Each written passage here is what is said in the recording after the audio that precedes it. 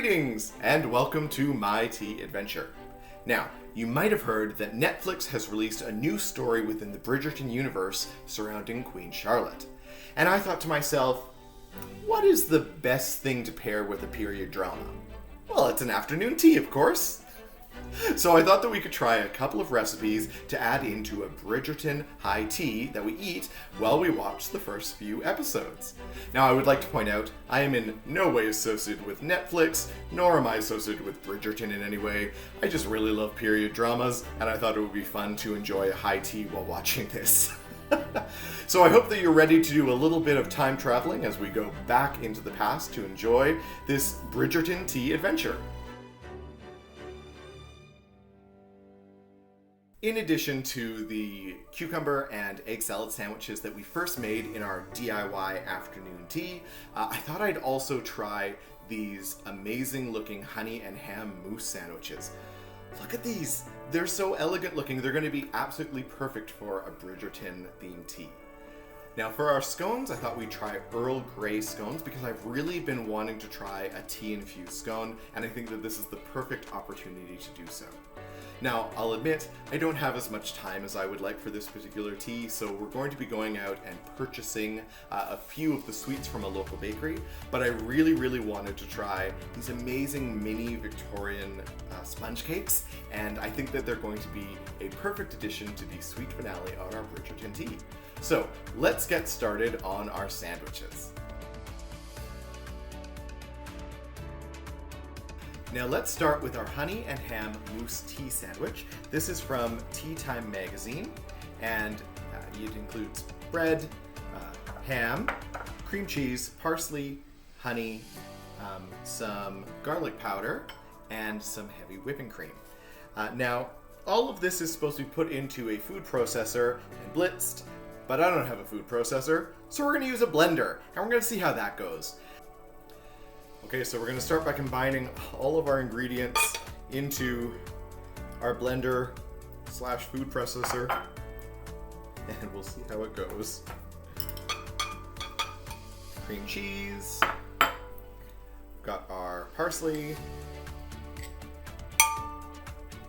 our garlic powder, a little bit of ham, our honey. Now again, this recipe is supposed to make, I think, 24 tea sandwiches. I don't need that many tea sandwiches, so I've made the recipe a bit smaller. The quantities may be a bit off, but I think generally things are fine. 2 teaspoons of heavy whipping cream. We'll cut that in half. We'll just use 1 teaspoon. All of our ingredients are now in our food processor. We'll pop that on top. And it says not to liquefy it too much, just pulse it until it's ready, but that it needs to be fine enough that it can be piped out of a piping bag. I don't know how we're going to find that balance in a blender, but we're going to try our best. So let's give this a go.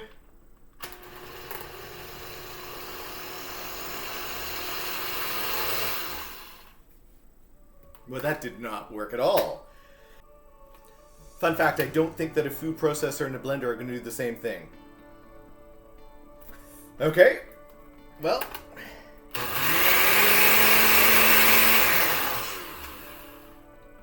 This may not have worked. How unfortunate. Let's quickly give the magic bullet a try, see if that does something, but we might be scratching this sandwich off of our list today. Now my kitchen looks like an absolute disaster, but after a few seconds in the magic bullet, we do have a bit of a ham pate. There are some unmixed parts towards the bottom, but I think we might be getting something right. I'll try this for a little bit longer, and hopefully we'll have some sandwiches. Look at that! Wow! Magic bullet to the rescue. So, we now have our filling for our honey and ham mousse sandwiches. Now remember, it said that the ham needed to be processed finely enough that it could be piped out. We'll try this and see if we can get it into a piping bag, but I'm not holding my breath at this point. There are definitely some large chunks of something in there, but I'm not going to jinx this because this kind of worked better than I had hoped it would. We have our bread ready to go. Got the piping bag. Let's put some of our mixture in the piping bag here, and we'll see if we can pipe it out the way that the recipe and the pictures have done. And if not, we will just spoon it onto the sandwiches, and it will be equally as delicious, even if it looks a little less fancy. Let's see if it comes out. Oh, it does! Look at that.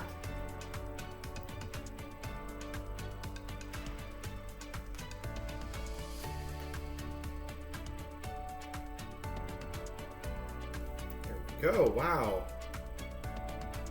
That looks fantastic. Oh, I'm so relieved that the magic bullet ended up working.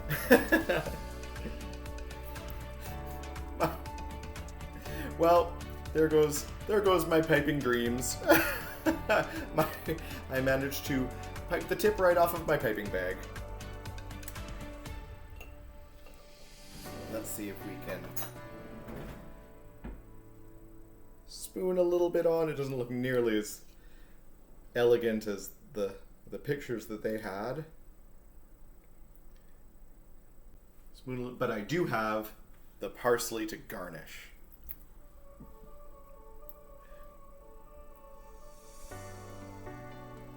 I only cut the recipe into thirds, and I got 3 sandwiches from it. So I'm not sure that the quantities were exactly correct here, but let's have a taste of the filling and see what it tastes like. That is very good. Could maybe use a little bit more honey for that sweetness, but the ham and the cream cheese and the parsley, and maybe too much garlic powder. Maybe a little too much garlic powder. Less garlic powder, more honey. But aside from that, this is a very, very tasty ham mousse. So I broke my piping bag, but I think that we got some tasty tea sandwiches from this, and we can add those to our Bridgerton high tea.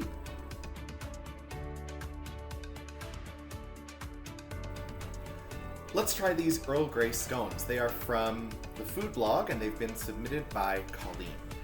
Now, the first thing that it notes is that you need to steep 1 Earl Grey tea bag in a 1/4 cup of water and let it cool. So I've got my tea steeping with my owl steeper, and we'll just let it cool for a bit, and hopefully it'll be ready by the time we need to use it. We don't need it until we're making the glaze, so we've got lots of time. We can bake the scones, let them cool, and then make the glaze while that's happening. So start by steeping your tea, and then preheat your oven up to 400 degrees. And then in a bowl, we're going to combine together flour, sugar, baking powder, baking soda, salt, and then 3 tablespoons of Earl Grey tea. So we've got our flour ready. Let's add in our sugar, baking powder, baking soda, salt, and lots of tea. Now we're going to mix all of this together. Oh, once you start mixing it, it doesn't seem like it's quite as much tea. Okay, now we're also going to add in 1/2 cup of cold butter. I've pre-cut it into smaller pieces, so hopefully it will be easier to work with this time. And we're going to use our pastry blender to mix everything together. I was just about to say, oh wow, this is going so well, and then of course flour goes everywhere, because that's just how it works.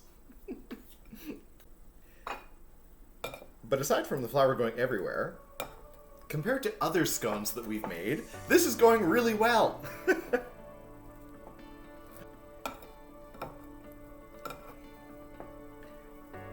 as you might know, it never turns out as crumbly as I expect it to, but there's definitely crumbs in it, so I think that this is probably a good mixture, and then we'll get our wet ingredients together and add them in and see what happens.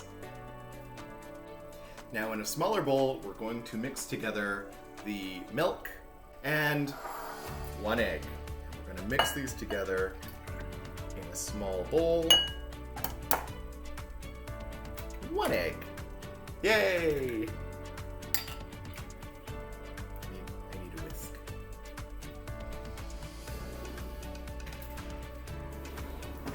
I have a whisk.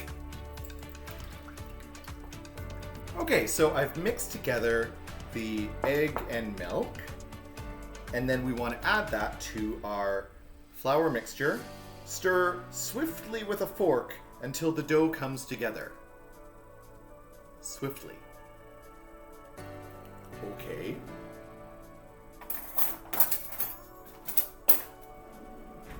Okay, well, here's a fork. Swiftly. Swiftly! Yeah. Oh, I guess it's maybe slightly coming together. Actually, I think I know why they're adding in swiftly. It's because you don't want the butter to get too warm. I think that's why they're saying to do it quickly. Okay, on a lightly floured surface, pat dough out, and then we'll cut it into our shapes. So let's get our surface ready to go. Okay, we have our lightly floured surface. It has been lightly floured swiftly, so let's put our dough down. Let's press this down.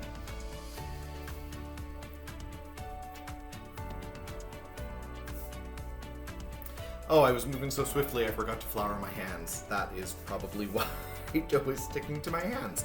That would make sense. Okay, and using a cookie cutter, we're going to cut out our scones. Perfect. Yay!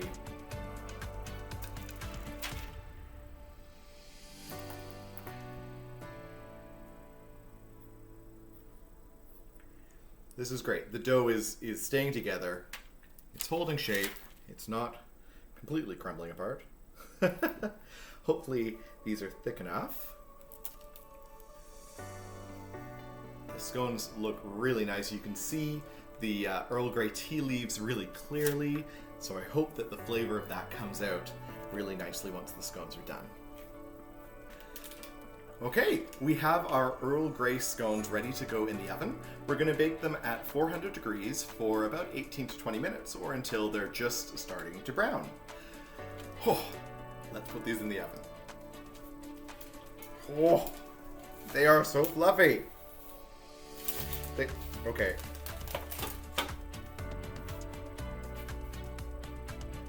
Okay, they're a bit crispy on the bottom.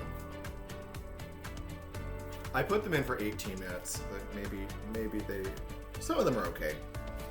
Most of them are okay. That one's bad. Okay, so we ignore that one. The rest of them are fine. Okay, good. Okay, these smell fantastic. Let's put them on the cooling rack, and we'll work on the glaze, and then we'll pop the glaze on top.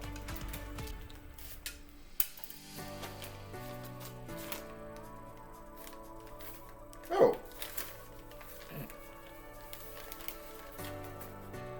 Here's my missing measuring spoon.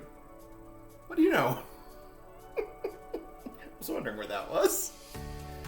So to make our glaze, we're going to add together 1 cup of icing sugar with a tablespoon of lemon juice, and then 2 tablespoons of this cold steep tea. So we'll take the tea out now. Hopefully have 2 tablespoons. That's about 1 tablespoon. That's about 2 tablespoons. A little bit extra. Spatula. Whisk these together.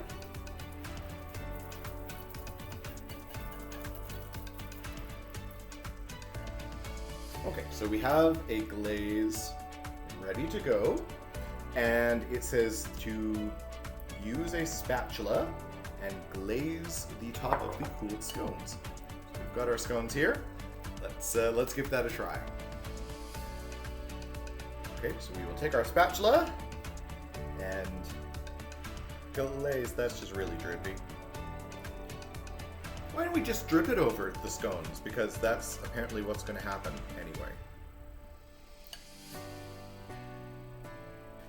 I like that it said use a spatula and not like a pastry brush, which might have been easier in retrospect.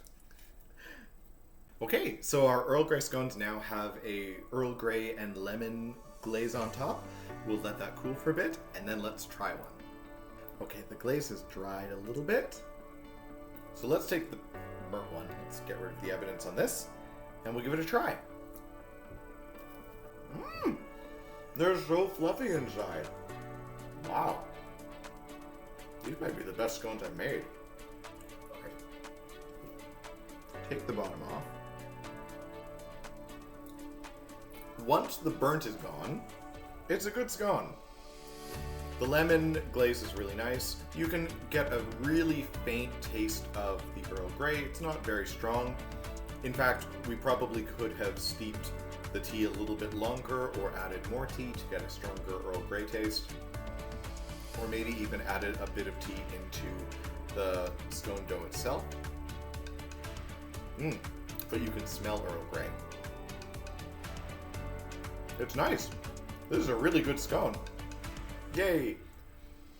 Well, we'll add this to our Bridgerton tea, and let's get started on our Victorian sponge cake, and we'll also have to go out shopping for a couple more sweets to add on to the top tier of our tea.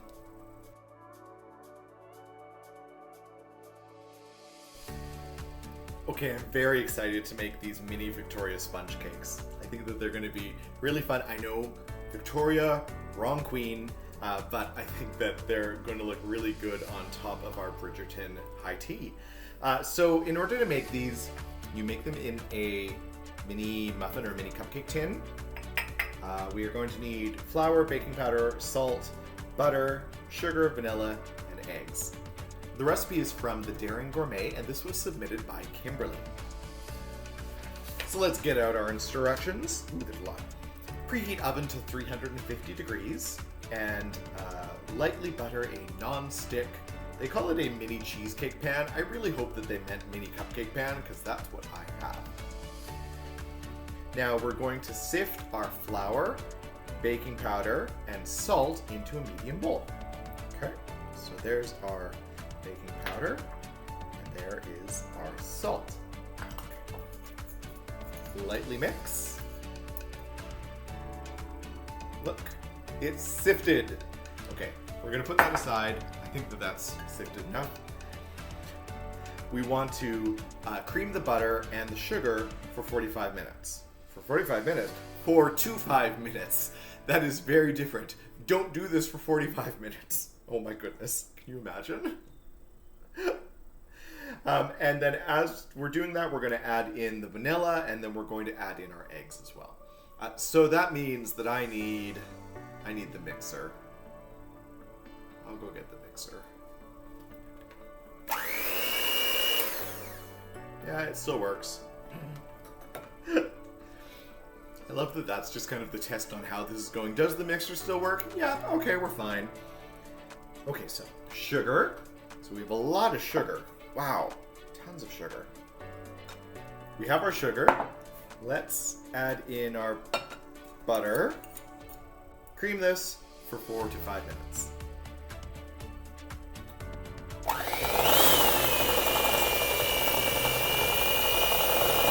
Four to 5 minutes feels like a long time. 1 minute to go, yay!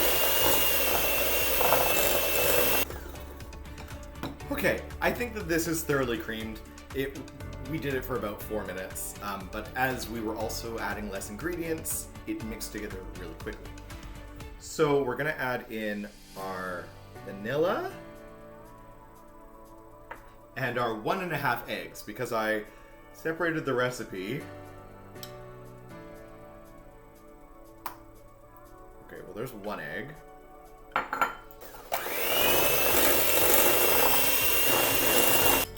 There we go.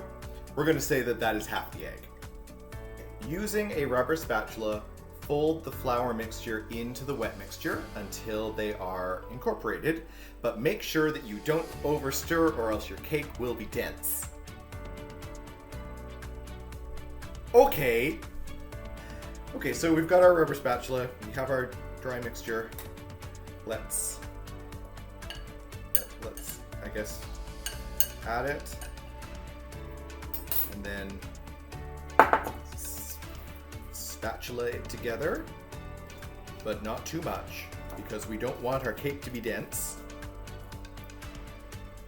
I don't know how this is going to turn out. I don't know how you determine if you're folding something in together. And if it's too much, I mean, you want it incorporated. I know what that means. Okay. What if I rotate the bowl while I use the spatula? That seems professional. Like, that seems like I know what I'm doing. It's a lie. I don't know what I'm doing. Flour. So I'm going to say that this is now mixed and that it is not overmixed because I stopped at the right time. Hopefully our cakes will not be too dense. Now I have my greased cupcake tin and I am going to spoon the batter in to the halfway point. 1 spoonful. Halfway point. Maybe.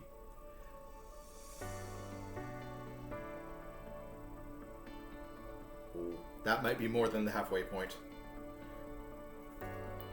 What do you think? Would it be better to go over or under at this point? Let me know in the comments.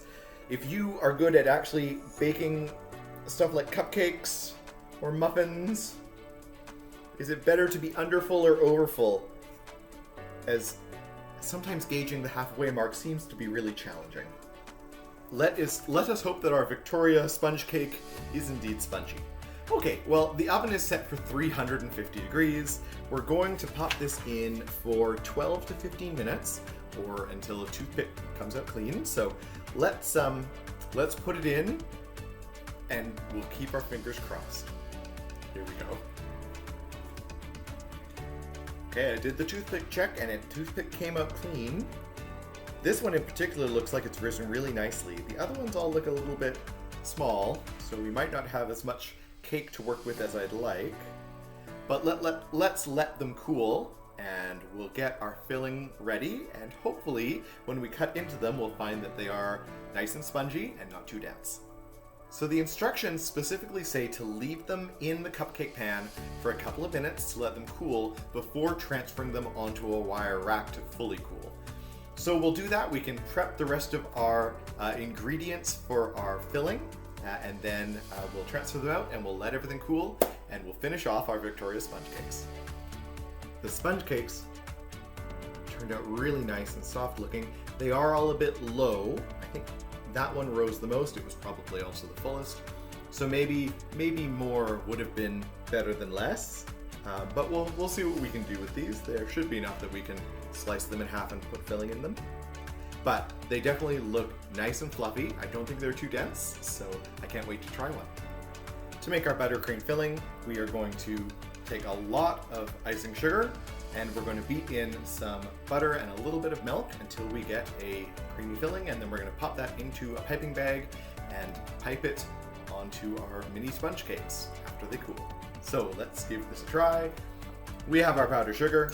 Let us put in our butter, and then we need to add half a tablespoon of milk. Just a little bit.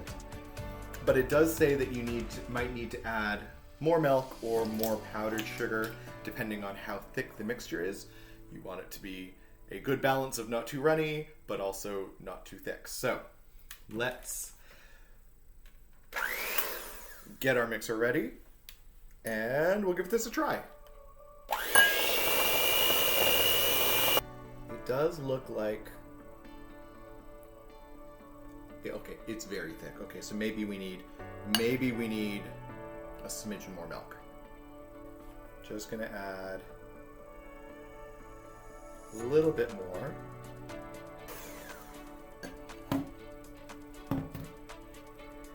This is my first time really making buttercream.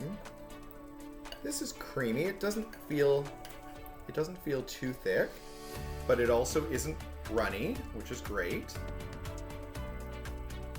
It's squishy. I feel like we could, if we put it in a piping bag, that it would pipe. Okay, let's do that. Let's try and put it in a piping bag.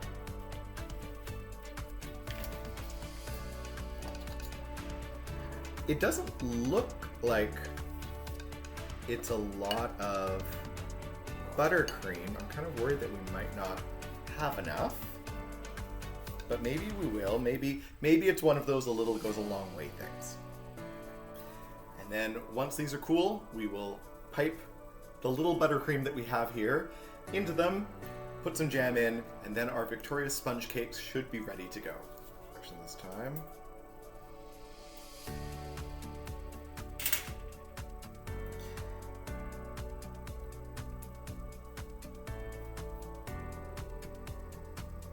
Oh, I mean, the cake looks nice. Oops, I'm dropping things.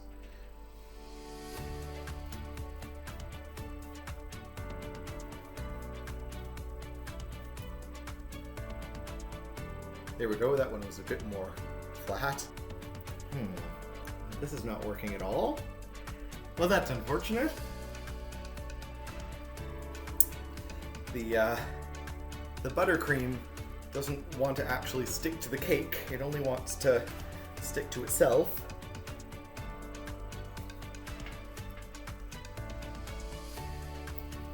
This is making it very difficult to get any of it into a Victoria sponge cake of the piping bag.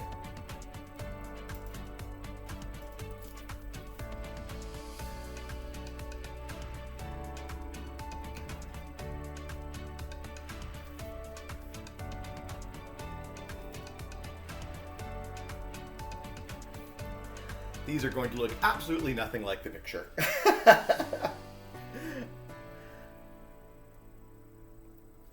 They've made nice little dollops. And all my dollops are sticking to the bag. So they just kind of turn out to be smudges. Okay, if they're a bit bigger, it looks like they do a little better. So let's try that. There we go. Oh, maybe we can't do it. One more. Get all of the buttercream down to the bottom. Well, the final 5 look like they're supposed to. We've got little dollops of buttercream and we're going to put some jam on top of them. The first ones look like they've been through the apocalypse.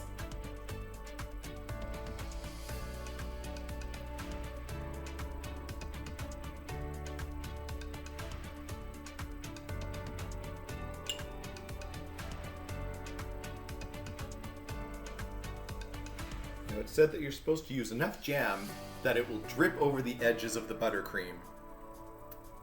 But with the chaos that is the buttercream, you know, let's just see if we can get some jam to stay on here.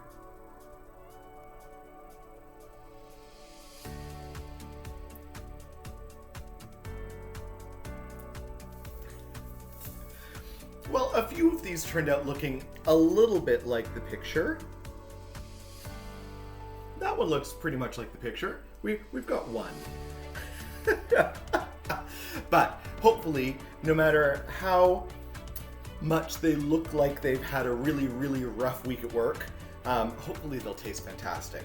So I'm going to put them in the fridge to chill for a little bit, and then we'll assemble our Bridgerton high tea, and hopefully everything will taste fantastic.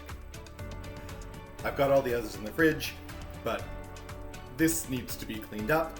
I thought I would take a quick break and try one of our mini Victoria sponge cakes and see how it turned out. Oh, it's really good. The cake is not dense at all. It is very light and fluffy. And despite the fact that the buttercream looked a bit dubious. It tastes really good, and it's a good pairing with the jam. It's a nice, sweet cake. I wandered down to Hillcrest Bakery to get some other sweets for my Bridgerton high tea. The bakery has a variety of squares and tarts and cookies, and of course, macarons, which is one of the main things I wanted. They also have freshly baked pastries and bread, and I saw that they do a high tea there, so I'll have to go back and check it out. I was able to pick up some wonderful sweet treats to add to my sponge cakes. Well, that was an exciting adventure through our high tea. We've got a new sandwich, which turned out surprisingly good, despite the fact that we may have had some assembly problems. I'm looking forward to having the scones more, so I'm happy that we made a bunch of them. And we also have a lovely little cake that we're going to add to some additional sweets that I purchased from a local bakery. So I think that we're ready to assemble our Bridgerton high tea now. But I feel like I might need to get changed.